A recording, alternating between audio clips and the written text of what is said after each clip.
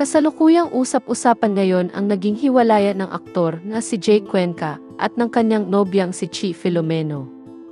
Ayon sa mga balitang kumakalat online, tila ba wasak na wasak ang puso ni Jake matapos di umano'y iwan siya ni Chi at ipinalit daw sa isang mayamang negosyante.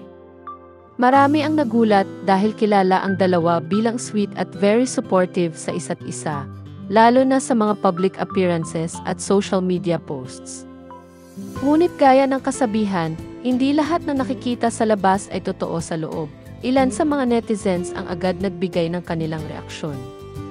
May mga dumedepensa kay Jake at sinasabing hindi niya deserve ang nangyari, habang ang ilan naman ay nagtatanggol kay Chi. Sinasabing may kanya-kanyang dahilan kung bakit nauuwi ang isang relasyon sa hiwalayan. Sa ngayon, wala pang direktang pahayag ang dalawa tungkol sa isyung ito, pero patuloy pa ring nagiging mainit ang usapan. May ilang nagsasabi na baka ito ay simpleng chismis lamang at hindi dapat agad paniwalaan. Gayunpaman, hindi maikakaila na ramdam ng mga tagahanga ni Jake ang bigat ng sitwasyon, lalo na't kilala siya bilang isang passionate at dedicated na partner.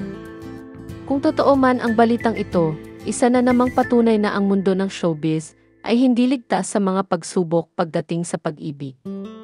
Ang relasyon, gaano man kaganda at kaingay sa social media, ay maaring humantong sa hindi inaasahang wakas kapag nawala ng tiwala at katapatan. Mga kaibigan, sa gitna ng mga isyong ito, mahalagang tandaan na ang bawat kwento ay may dalawang panig. Huwag agad maniwala sa lahat ng kumakalat na balita at siguraduhin nating may kumpirmadong pahayag bago tayo magbigay ng matinding opinyon. Ano ang masasabi ninyo tungkol sa hiwalayang ito? Naniniwala ba kayo na si Jake ay talagang ipinagpalit kay Chi para sa isang negosyante o baka naman isa lamang itong haka-haka?